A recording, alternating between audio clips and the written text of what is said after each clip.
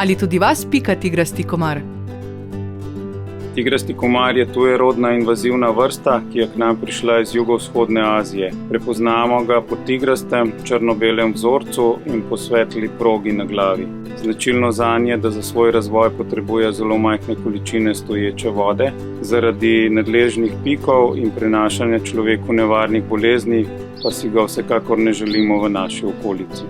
Najučinkovitejše sredstvo v boju zoper tigrastega komarja je preventiva, pri čemer lahko največ storimo sami.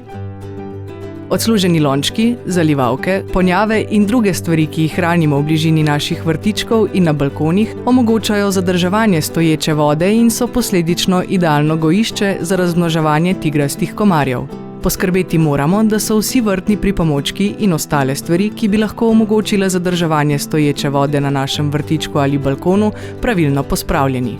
Posadimo zelišča, katerih vonj odganja tigrastega komarja.